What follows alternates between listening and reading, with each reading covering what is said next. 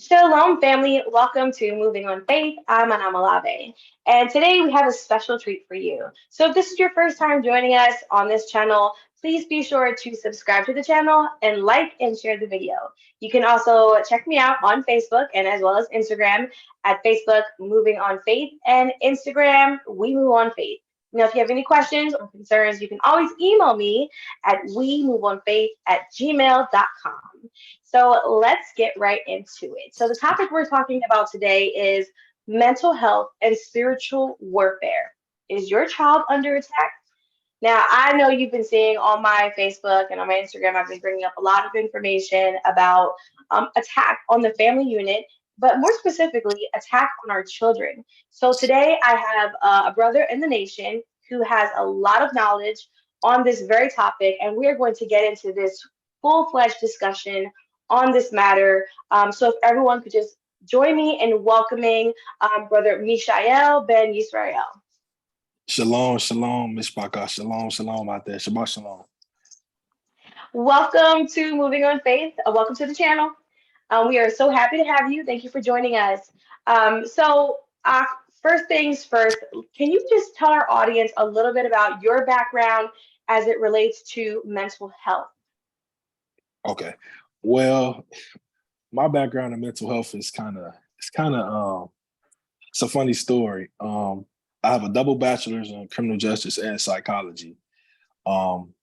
Initially, one of my first jobs out of college where I started working in the mental health field was a shelter called Aunt Martha's Health and Wellness Center. And at that facility, I pretty much dealt with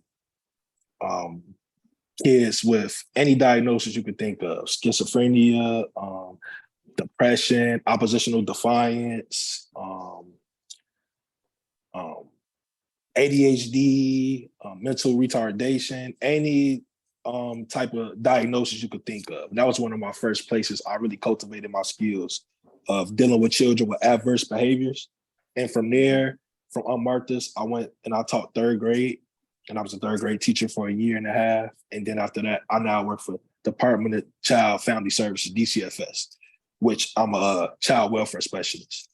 So I oversee a case. Yeah. So you have a pretty extensive background dealing with mental health, but more specifically with children. So Yes. told y'all I got the best of the best, y'all. So welcome to the channel.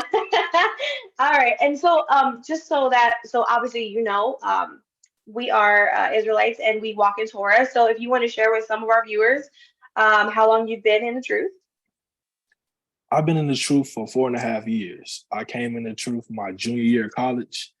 And it's been about 4.5 years going on 5 years. That's long I've been in the truth. So when I was 23. Hallelujah. Yep. Hallelujah. Praises. All praises. Okay, so first question first, right? Mm-hmm. Because I need to be educated and our viewers need to be educated. What exactly is mental health? Okay. So mental health is an entity that includes our emotional, psychological, and social well-being. It affects how we think, how we feel and act, and how we determine how we handle stress and how it relates to others' choices and how we make healthy choices or whatever. So in the realm of mental health, you have psychology, which is the study of mental health, right? Psychology is the psyche, which means the study of the soul, which means soul, and logos to study. So psychology is the study of the soul, ideally, right? So that's what mental health is. Mental health pretty much is it are illnesses or diagnosis that fall under the banner of mental health. And mental health is something over the last 10 years that's really started to become a very paramount issue due to the fact that for so many years, I know me being a youth, my parents and other adults in my life always told me, not necessarily to suppress the things I go through, but just put my chin up and pull my jeans and bootstraps up and everything will be okay.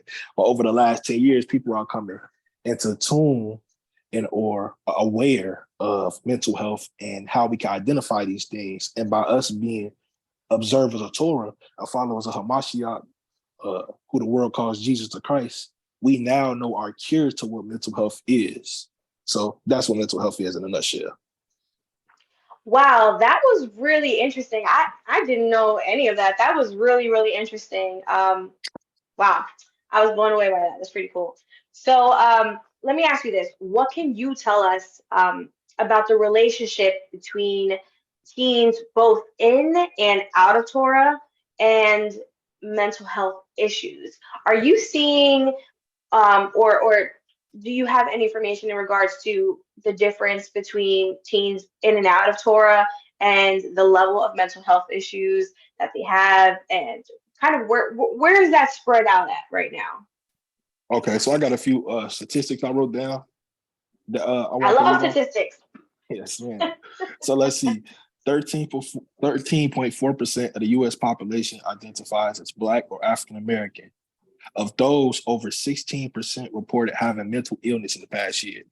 More than 1 in 5 Black and African American people in the U.S. lived in poverty as of 2018. Though Black and African Americans are less likely than white people to die from suicides at all ages. However, though, Black and African American teenagers are most likely to attempt suicide than white teenagers at a rate of 9.8% versus 6.1%. And this source was from www.mhanational.org. So, Wow. yep. And I have another one too.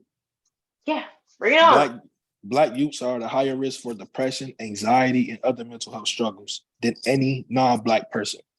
The CDC reported that suicide is increasing at a faster rate for Black youths than it is for any other racial or ethnic group. So at face value, a mental health crisis in the African American community, especially in our teens and our youth. And I believe a lot of it is being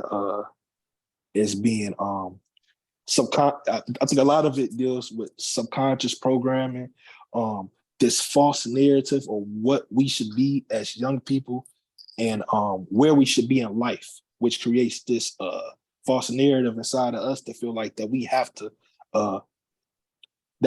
meet the standard of the Eurocentric society that we live in. Wow. Yes, I 100% agree with that. And are you seeing, what issues are you seeing most common within the Black and Brown communities? Is it a higher percentage of depression, or are you seeing or other things, other types of mental health issues? I would say depression and anxiety. And I believe a lot of that depression and anxiety, which seems to be like the highest plague of the young adult and teen, the teen psyche. Society feeds an unrealistic standard of how we should live and an achievement. And I believe that depression and anxiety is something that's genetically passed down, just like post-traumatic slave disorder is something that's passed down. And I believe that we've never been fully equipped in the Israelite community, Black or African American community, to deal with these issues or these emotions that we have, or these illnesses that's been genetically passed down to us. Mm-hmm. For instance, you can have. Go ahead. No, go ahead. For instance, I have children on my caseload whose mother suffers from schizophrenia or manic depression, and them being exposed to some of the same traumatic situations that their parents have been in, they have become susceptible. About to go? Okay, go ahead. I'll walk you to the door. They have been made susceptible. That's my daughter, sorry. They've been made susceptible to some of those same mental illnesses that their parents have been plagued with due to the fact that it's genetically inside of them.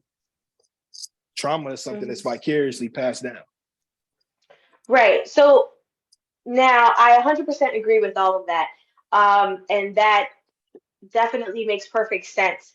So now I want to apply the other aspect, the spiritual aspect of that, because we know that what the world may call schizophrenia, or what the world may call depression, or what have you, what is the spiritual application of that? So when we look at illnesses such as schizophrenia and other illnesses that mentally plague the mind, it's a spirit. In Acts 10, Hamashiach talks about, Shaul talks about, Paul talks about how sickness is of the devil. And Christ came to destroy all works of the devil. So these illnesses or these mental illnesses are nothing more but just works of the devil. And the only way that we counteract these illnesses is with Torah, is with believing in Hamashiach and having faith. And I actually have an example in the scriptures that I could get to later, or I could get to now if you would like me to show. Bring it out. Okay. Hallelujah. Let's go to Mark 5. Mark 5. And sorry for that. I had to walk my daughter to the door. No worries. Like Shadiq says, being a father never stops, right? 24/7. At any point in time, my baby's gonna go off right now. So we just gonna keep it going. Well, where do I want to start? I'll start at verse 5. No, verse 3. Well, I guess I'll start at verse 1. And they came to the other sides of the sea, to the country of the Gardens.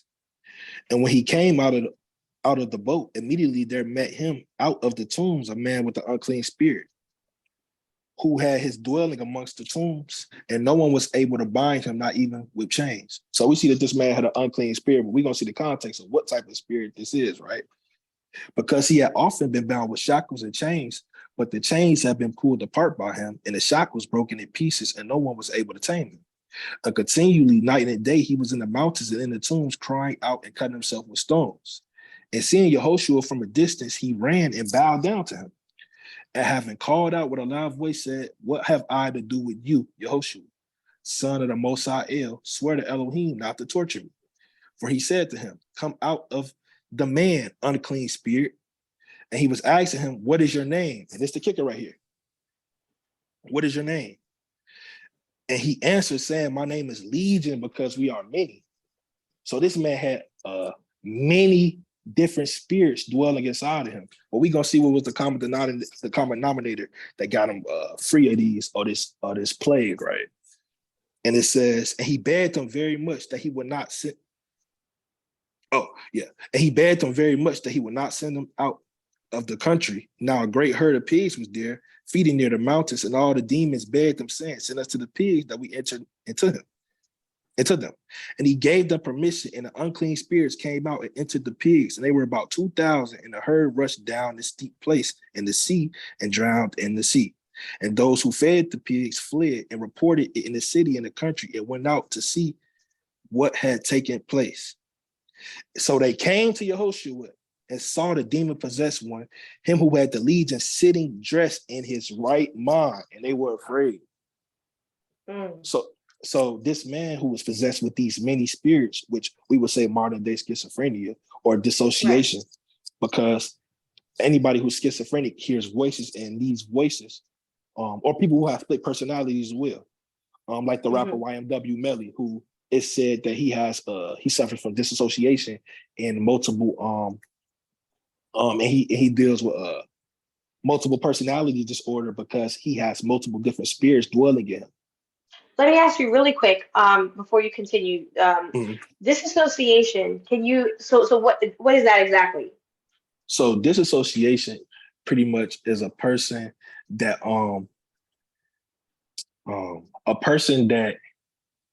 disassociates themselves from reality in the moment, for lack of better words. I'm not as well versed with that diagnosis, but on a I can definitely find the proper diagnosis and definitely break it down to you if you would like me to.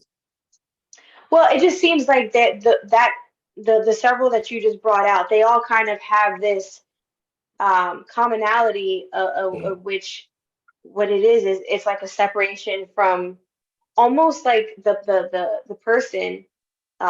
They're no longer in control of themselves, or they're under the manipulation of says spirits, right? Right. So I was just wanted to kind of break that word open a little bit just because I wasn't too familiar with it. But Mhm. go ahead, brother, what you were saying about the Legion and all that. And even when we look at the core of where sickness comes from, the core of sickness comes from is sin. And we know Hmm. sin separates us from God. And that's why the scripture talks about having the same mind as Christ and meditating on the law daily. Because when we meditate on the law daily, we give ourselves the weaponry to be able to fight the wiles of the devil. Because the Torah, which is metaphysical, go ahead. You about to say something? Oh no, I was saying that's right. That's right. Okay. So the Torah speaks to your conscious mind. And what I mean by your conscious mind is your everyday experiences, things you do every day, things that are habits, right? So the Torah speaks to that because it wants that to become a habit. The law is Mm, supposed to convert a man, and the law is supposed to convert a man and um um what's the scripture in that Psalms 19? I can keep carrying with that. But the law is supposed to convert a man all the way down to his soul, right? But what the Ruach does, the Holy Spirit speaks to your subconscious. It's in your subconscious. So like when you go to the Walmart, right? When you go to Walmart and you're shopping for groceries, you hear the music playing very subtly in the background, right? And mm-hmm, over those words, you might hear shop, shop, shop. So what are they mm, doing? They're trying to subconsciously get you to shop. Even when you right, drive right, past, even when you drive past ads for restaurants, and you might see 4 ads in a row. What are they doing? They're playing on your subconscious, so it's in the back of your mind. So that's what God mm, speaks to. God speaks to your subconscious. So now, if I can speak to your subconscious, you have everything, and you're well equipped to be able to fight the wiles of the devil and to fight those unclean spirits, because the law is perfect, converting the soul, and the right. testimony of the Lord is That's sure. that's really interesting. That's really really interesting about the subconscious being the really the sponge that receives the direction, right? So Mhm, I mean, Yah uses it, right? The Ruach can lead you, but mhm, man, doesn't this just show you like even the adversary knows very well what how to play with the areas in which are more receptive to manipulation, right? mhm. So that same subconscious that Torah can lead, that Torah can cultivate and mold, um, Hasatan can use that for his own bewitching, which is what that I mean. The fact that she's like even with the music and with the signs, you're right. All of those things are subconsciously manipulating you. It's like almost, dare I say, is it like casting witchcraft and casting different types of sorcery? Do this, buy this, eat this. I mean, and we look at it, right? All of those things lead us to detriment, in their own Um, capacities. can I land back on what you just said? Yeah. Literally, when you look at the science of certain rappers today and how they build the cadences in their music, Hmm. the science to it is to have the chorus redundant, so it becomes in your subconscious. So like, who remembers that movie Hustle Flow? When you're like, whoop Right. that track, you know what I'm saying? You repeat it. So you repeating it, it's a chant. You're repeating it. So these rappers, what they do is they make very simple choruses. A, B, C, D, 1, 2, 3, easy choruses, repeating the same cadence. And so it becomes into your subconscious. So now what you do, you go buy that CD or you play that song. You get that song, you get the what is it called? The streams. You get the streams going up. Because now, if I Mm, could get you to come back to my product, if I could get you to come back to my product again, because the song's in your mind, you'll continue to stream my music. You'll continue to stream my music. right. Right. Yeah, definitely. My husband and I were talking about this a little while ago. So disclaimer, I am not well versed in hip hop. Right. That's I really don't know too much. But we were talking about how even like with the drums in like certain genres of music have these drum. What is it called? The 808s. So Yep. it's like the 808s, right? But Mhm. apparently, and I didn't even know this, but like those actually are like they're used to cast spells on your subconscious, right? So Mhm. I thought that was really interesting, and and again, I don't really know too much about hip hop music, but I'll say, oh, remember back in the day, Kanye came out with that album Heartbreak and 808s, and like I had no idea what 808s were, but looking back on it, all of that music definitely fell into that very hypnotic type of the beating of the drums type of thing. Like it really is. And even with Latin music too, I'm more of a reggaeton listener, right? So Right. even with that, it's the same drums, it's just faster, you know, Mm. or so it's really interesting how that is being used, but most importantly, how it's targeted too on our people. You don't Mm. hear that in rock music, you don't hear it in country music, right? But you hear it in music of people of color. So that's pretty interesting. And to your point about with these artists using that in their streams and all that, you could pick out any 16-year-old right now and they're walking around with earbuds in their ears listening to music Okay. all day listening to music. So I mean, these are just tools of Hasatan, and it's not coincidence that our children are depressed and suicidal and anxious and suffering from all these quote unquote mental illnesses when um, it seems like they're really just being spiritually attacked. And if parents aren't aware of these different forms of attacks, then unfortunately their child is could end up a statistic. Mm-hmm. Hey, absolutely.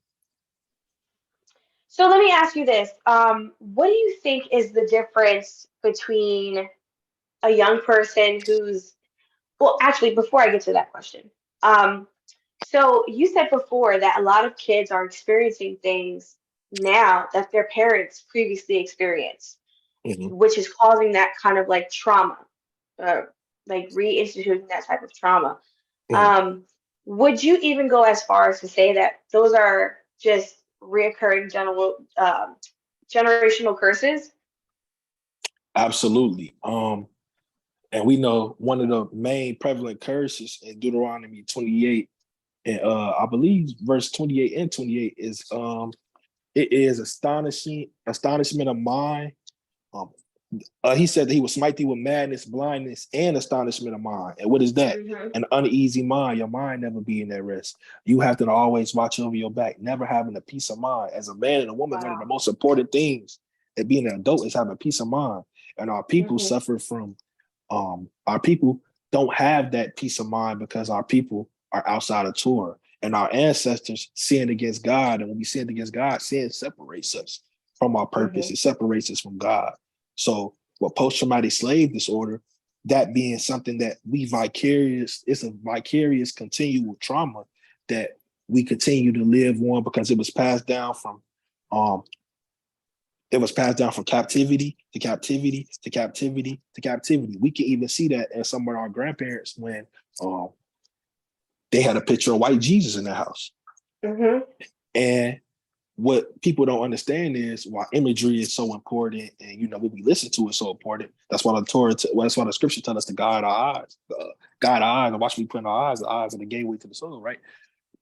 Um, when you see God in the eyes of the supreme consciousness, you see your oppressor in the same eyes. So if I see Jesus in the eyes of a white person or in the lens of a white person, I subconsciously see my oppressor in the same lens.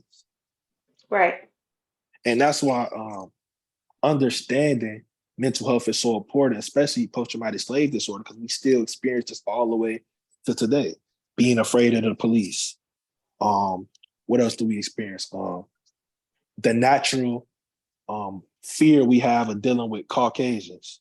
Mm. A black man getting on the elevator and him being on the other side of the elevator like this when Right. we Right. get all of these things are things that were, are fears that were genetically passed down or socially passed down in our communities. Wow. So repeat that for me again. You said post-traumatic, what is it? Post-traumatic slave disorder?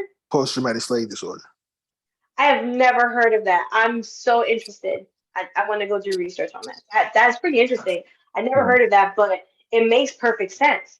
It makes perfect sense, and how all of those previous traumatic experiences and behaviors, how they're passed down nowadays, and how it's adding to those generational curses.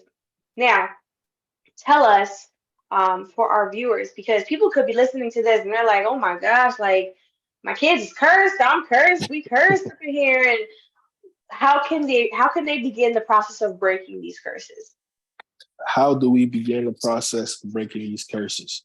Well, the first thing we must do, the best thing to break any bond or anything that we have that's hindering us is to acknowledge where we fell short at. One of the first things to do is, if you're experiencing mental health, mental illnesses, and we're trying to break these curses, first we must come back to God. Come back to God with a sincere heart and repent. Because once we repent, we no longer experience the curses on a national level. Now we're free from those curses of the Torah, which is what the curse of sin and death. So the first thing we must do is come back to God, come back to our true heritage. And we see that on a global scale happening all over the world. So many people repenting and coming back to Torah and coming back to the Messiah. So that's the first thing.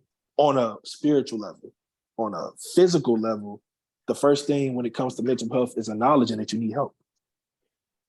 And acknowledging that you need help and going out to seek those services and understand that it's not a weakness, but it's a strength to understand where you're weak, you need to be strengthened at. Right.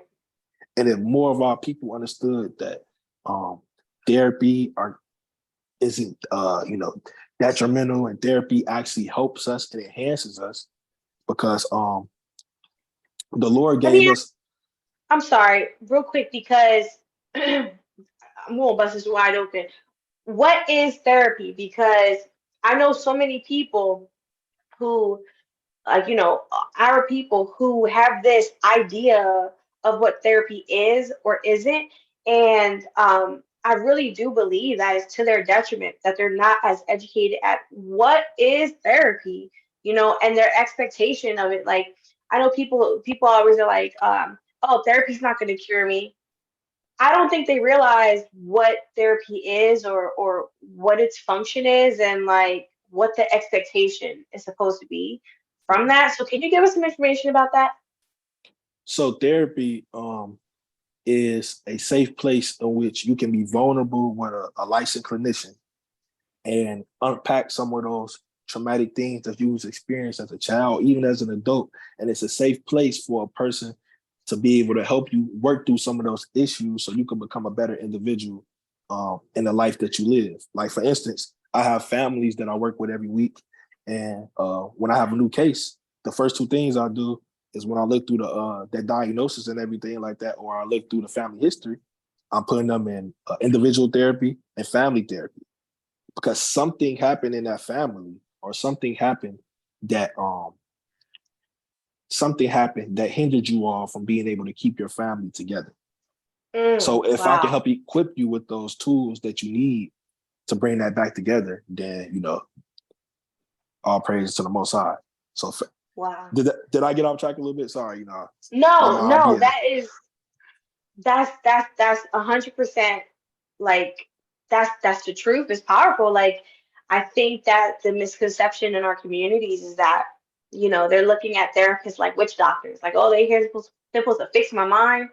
But what you just said, it's not about fixing their mind, it's about helping them to identify their areas in which they need to be strengthened, and you said to give them the resources to do that, right? To teach them how to do that.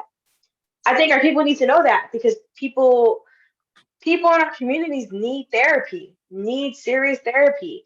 And this is not just saying, oh, the ones who are witnessing people get killed in front of them, or whatever. No, like on all levels, parenting, in marriages, post, someone passing away. Like, our people need to learn how to process these things. It's not about somebody curing you, because only Yehoshua Hamashiach can do that, right? But right. just teaching you how to take that step to, just like you said earlier, you were taught to, like, just put your chin up to it and keep it moving, right? Mm-hmm. Like, we're always taught from young, like, just be tough, don't cry about it. Just keep it moving. It's gonna be all right. But Can there, I yeah, sorry. I want to go, go, land back go. on what you said because you made a great point.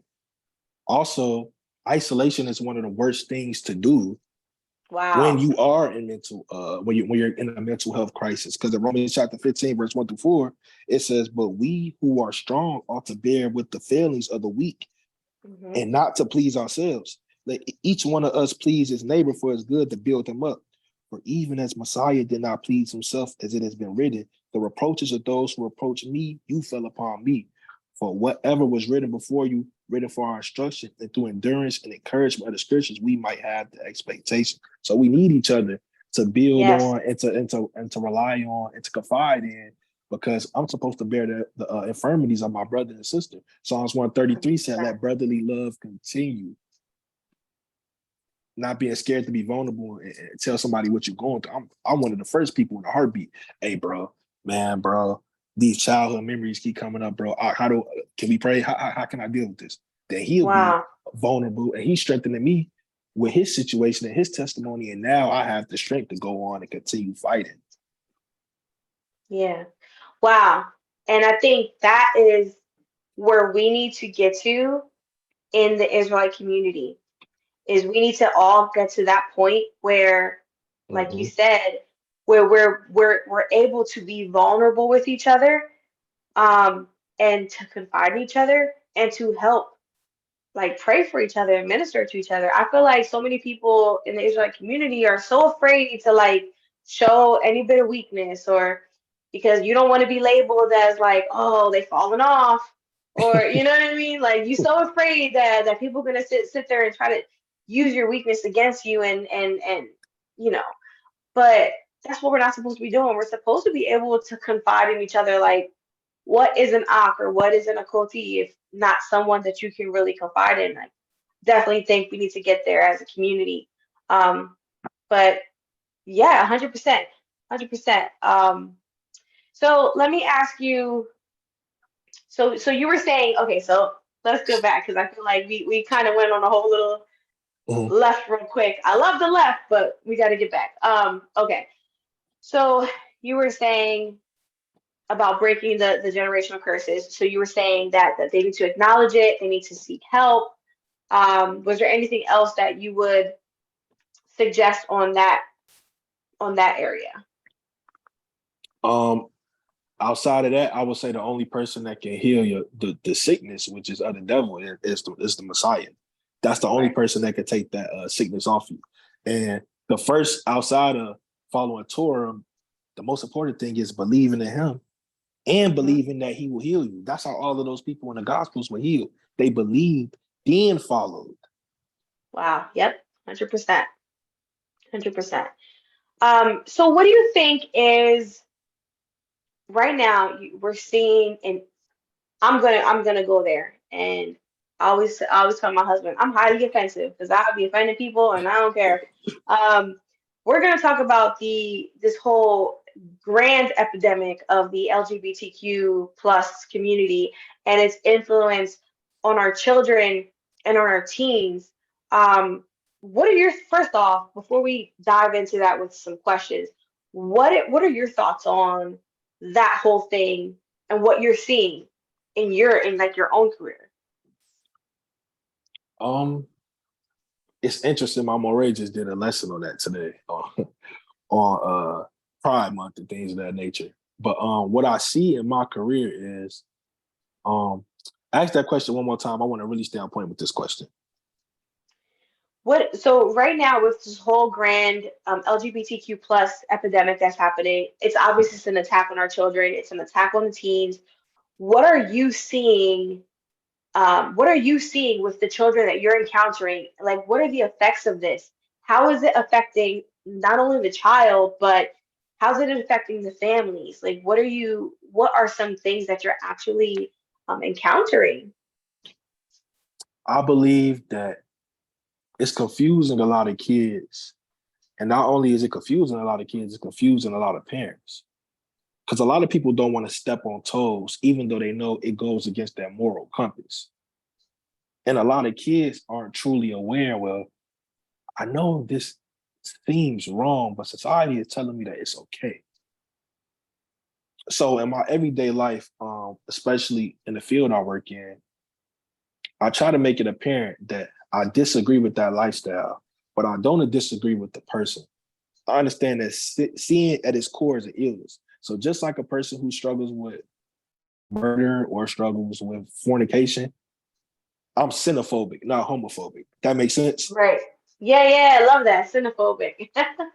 So therefore, I try to deal with a person on an individual level because when you notice when Hamashiach can't speak, he spoke as a physician. He knew all things, but he's like the instance when he dealt with the boy with the spirit. He said, "How long has he had that spirit?" Paraphrasing. Wow. Right. Oh So I yeah. speak. Go ahead.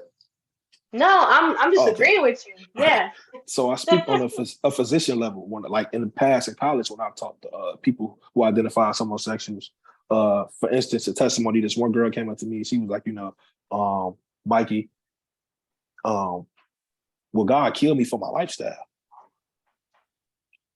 Does God disagree with my lifestyle? And I said, God disagrees with your lifestyle just as much as he disagrees with somebody stealing bubble gum from the store. Though both the sins are drastically different, it's still sin at its core is separating us from God.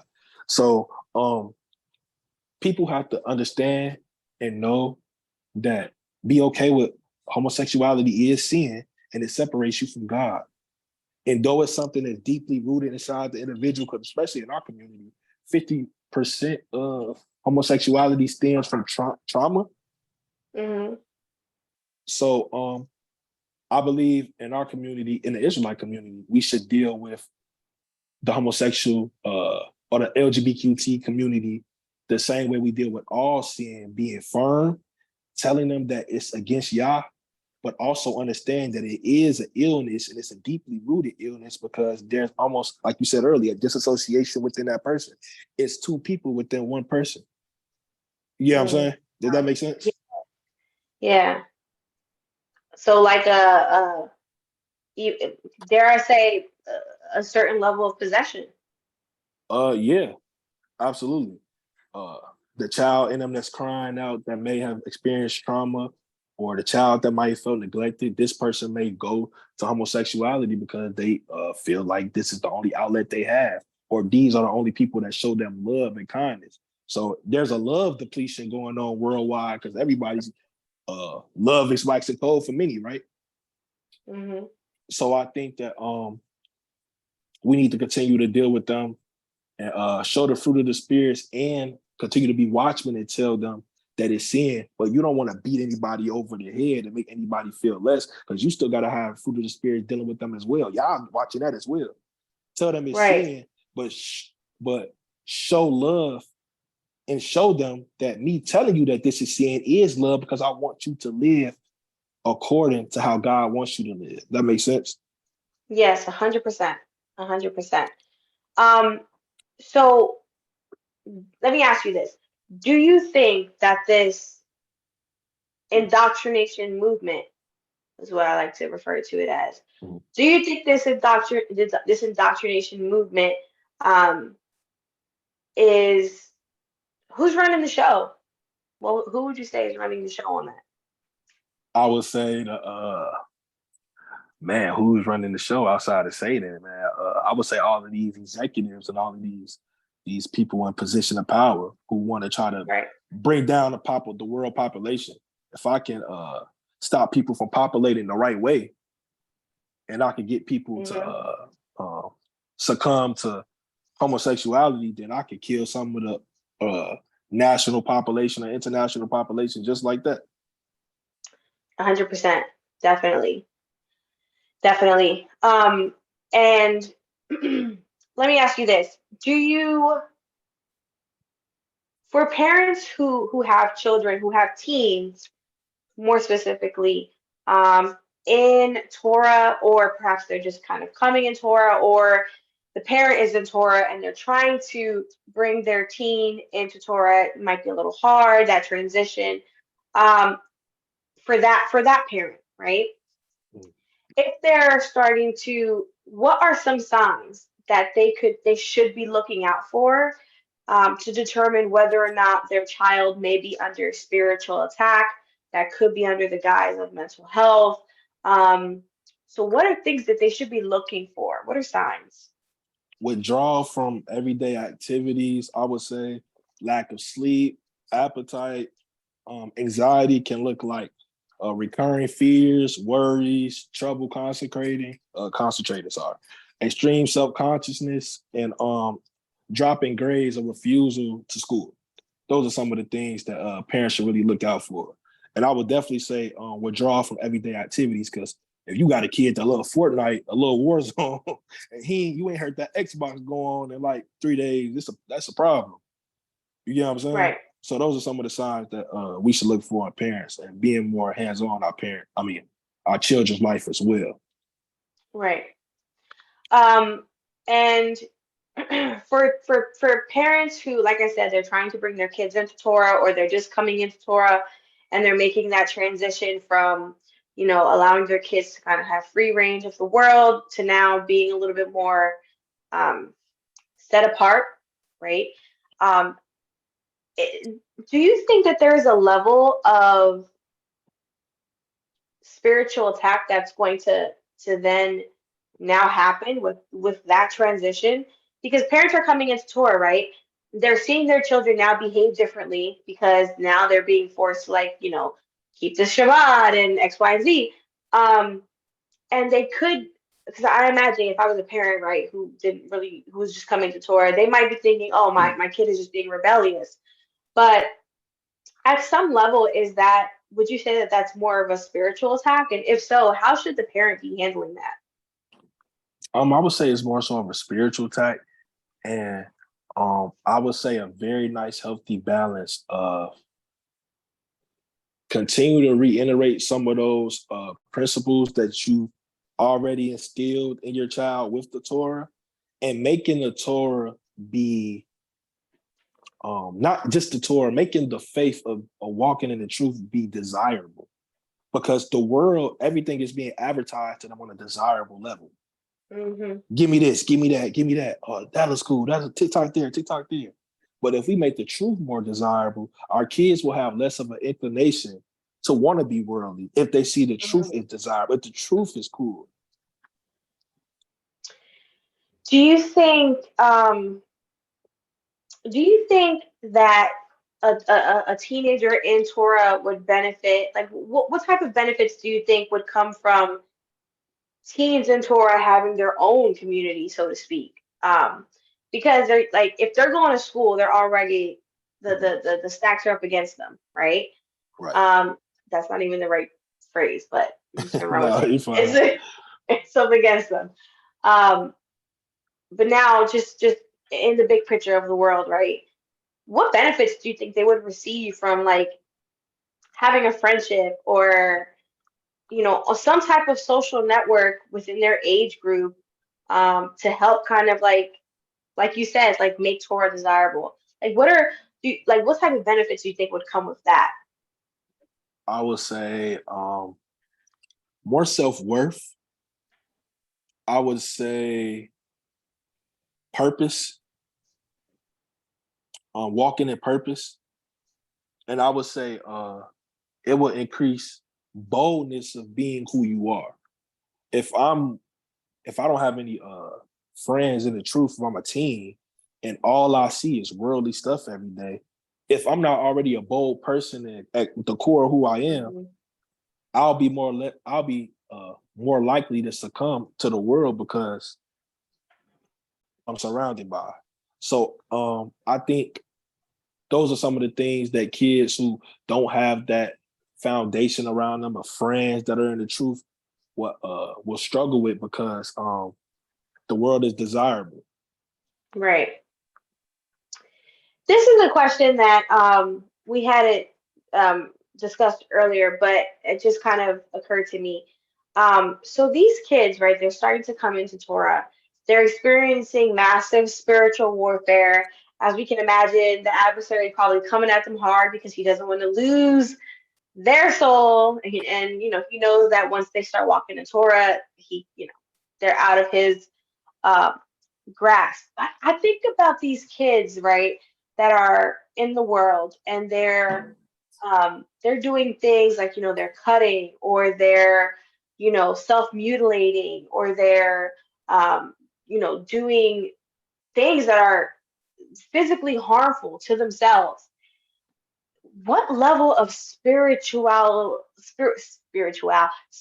attack? What level of spiritual warfare is that, do you think? Um, I believe that's the highest level of spiritual attack for one to go already being mentally depleted to go to physically harming and physically attacking yourself. Because the scriptures say, I think that's like 1 Corinthians 6, I think, when it says that you were bought with a price, and that your body belongs to Christ. Your body belongs to a Mashiach. So if we're harming ourselves and love you, harming ourselves and doing detrimental things to our body, well, this body isn't ours. This body belongs to Christ. So if people understood who they belong, if youth understood who they belong to, they will be less likely to harm themselves, or they will have more self-worth in themselves. Does that make sense? Yes, 100%. Um, Now, with someone at that level, right? With someone who is now, they are mentally, spiritually, and physically under attack. Um,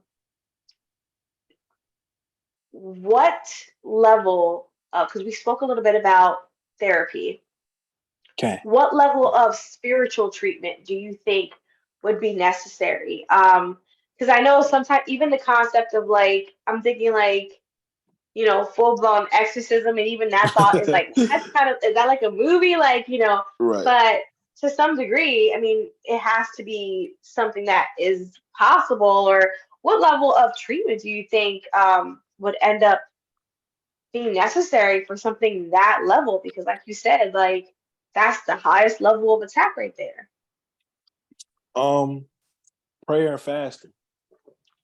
There's a story in the gospel where Hamashiach, where the disciples tried to go. I wish I could. Well, I don't got time to go find it because I know we don't know. We moving, but where the disciples tried to go cast out a demon and they couldn't. And he said, "Ye of little faith, how long must I strive with you?" And he cast the spirit out, and they said, "Well, why can't we cast the spirit out?" Right. Because lack of faith. And he said, "These spirits only go out through prayer and do fasting." So spiritual Right. strongholds like that, we have to pray, we have to fast. hmm I think, yeah, absolutely. And I think it's interesting I think it's important to note for our viewers as well, is that we assume that fasting is just with food. But I would even venture to say that, especially as a teen, right, they're being attacked on every front. And I think it's important to recognize in which areas you need to fast, right? Yep. Because there's such thing as like fasting from social media, I fasting was just from about to say TV, that. fasting from video games or music or Mhm. whatever. Like, only your child's area where they would benefit from fasting. I don't think it's just like, oh, just skip a couple meals and you'll be fine, honey. Like, I think it's deeper than that. What do you think? Absolutely. I believe it all works congruently. So I believe if I'm going without food and water, I'm showing Yah that I'm willing to suffer physically.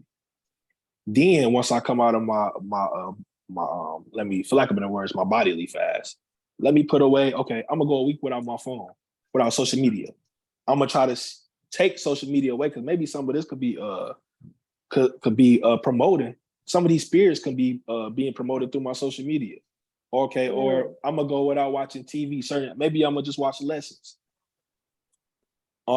We need to cut off whatever's offending us. So if social media is right. causing me, if my TikTok is making me feel suicidal or depressed, maybe I need to put my TikTok down for a while.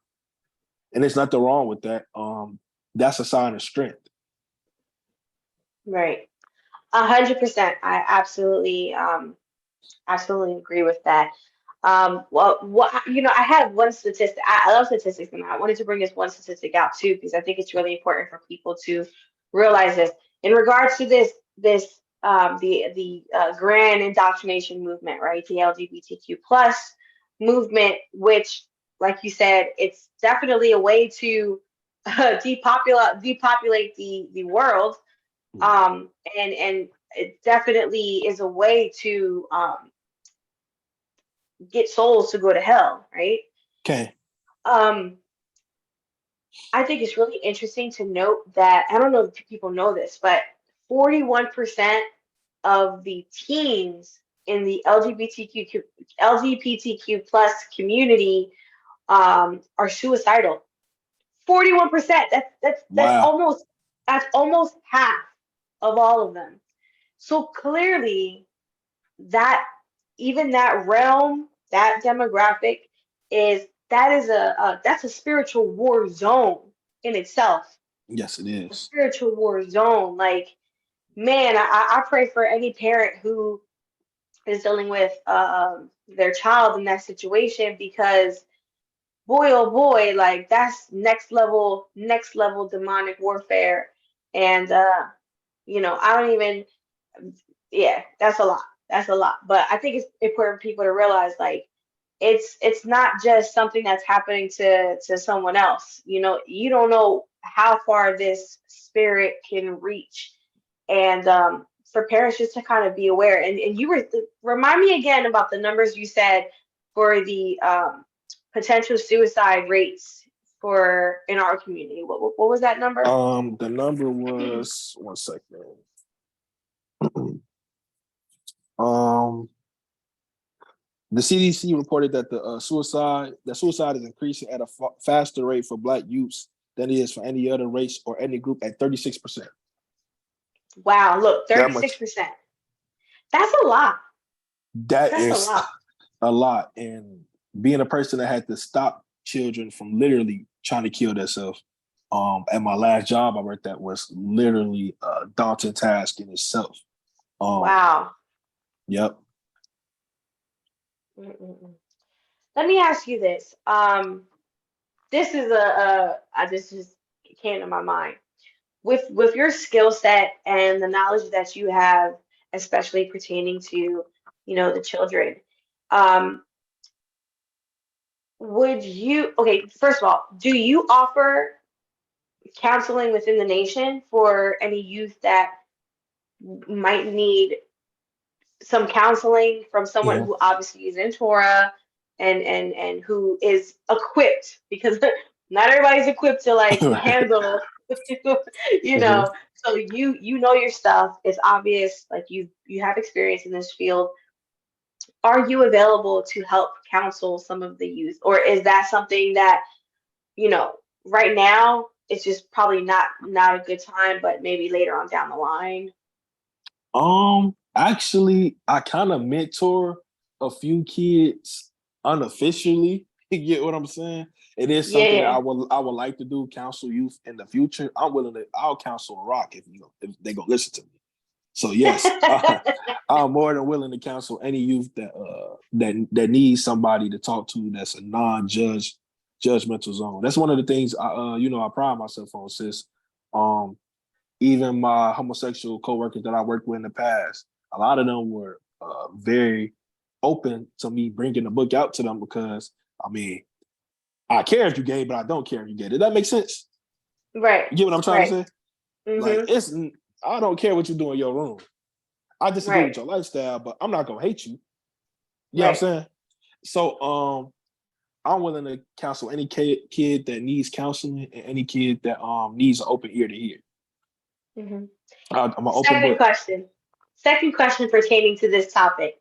Um, would you be open to training some adults in Torah to be mentors at that, like to be able to counsel and mentor other kids, right? Because you're one person, you can't do it all. But Mhm. would you be open to like that idea of maybe training some of the older people in the Torah community to act as mentors to the youth? Absolutely. Absolutely. I think we're coming up with something now. Yes, Not ma'am. now we're cooking with grease right here. Now we're cooking with Right. grease. Can. Can. So that's exciting. That's an exciting thought, because I'm like listening to you and I'm like, man, like I love the work you're doing. We need more of people who are doing what you're doing. And we have so many kids. Like, number one, there's a good teen population in Torah, but we've got so many young kids, our kids that are growing up in Torah now, but that doesn't mean that they're exempt from experiencing different spiritual warfare. We walk in Torah, and it doesn't mean that we're exempt from experiencing spiritual warfare. But I think Man. it's different with having adults who are familiar with these, potential mental health risk and whatnot, and be able to identify them, be able to help treat them. Um, because I think some like with children, right? So it's not like you gonna sit down, you go listen. I'm gonna read these scriptures until you are better, right? A kid's gonna be like, what? Like, so like you were saying, like you kind of got to meet them where they're at, Mhm. and be able to know the difference of how you're supposed to handle them. Not everybody, you can't handle a 10-year-old the same way you can handle a 30-year-old or 40-year-old, So I think that is necessary for our nation. I think what you're bringing to the nation is so necessary. We need more people who are doing what you're doing because we're the future, and we need to make sure that we are doing it the right way and not repeating the same, like you said, the same traumatic things that our parents did. Let me tell you something. I'm be 100% honest. I'm a parent, and sometimes I catch myself parenting like my mom used to parent, and I'd be like, no, no. But it's just, you forget, like you forget like that when you were a kid, like you didn't like certain things or whatever. So trying to like make those corrections, but I think the key is just to really educate ourselves and be aware. So we might need you to do a training seminar if you be open to that. That'd be awesome. I would love to. I would definitely love to. I would Awesome. definitely. Most high willing, that would be something we can organize maybe with Kayeshua East and get you on the level to do that for us because the nation needs it. And I think that pretty much concludes my portion of the interview. Is there anything before we close out? Is there anything you want to share? Any last words? Any thoughts, concerns, anything? I want my last thought. Well, what I want to share is first Toda Robaya for having me on you all's platform. Shadiq, it's like a big brother to me, so you're like a big sister to me. You all, the work you all doing is amazing for even having something like this being a topic because it's really an afterthought in our community. And so I thank you all so much for even giving me this opportunity. All praise to the Most High, y'all. Okay. The words I want to leave the audience is your trauma does not define you. What you do with your experiences define you. I'm gonna say that one more time. Your Hallelujah. trauma doesn't define you. What you do with the knowledge of those experiences define you. So if you were molested at 5, 6, abused by a parent, um, didn't feel like you experienced the proper love and affection that you wanted, those traumatic events do not define you. You knowing and living through those events can help be a light to somebody who is going through that. That's how we be a light, and that's how we bring people out of darkness. We go into the darkness and be a light to those people and bring them out of it. Wow. So that Wow. is the That's last words I powerful. want to leave. That's Hallelujah. powerful. Yes, we go into the darkness and you bring them out with the light. That's beautiful. We just can't be That's a whole bunch of Israelites in one room and no Torah. Somebody got to go into the world. right. Right. Right. 100%. 100%. Wow. Well, Tuada Rabad, thank you so much for joining us, Brother Mishael. Hopefully this won't be the last time. Hopefully we can have you on the channel again. Because I'm sure people will reach out with some questions, and maybe I'll have a list of new questions to ask you next time, or we'll have a new topic to discuss. But thank you so much for your time. I really appreciate it.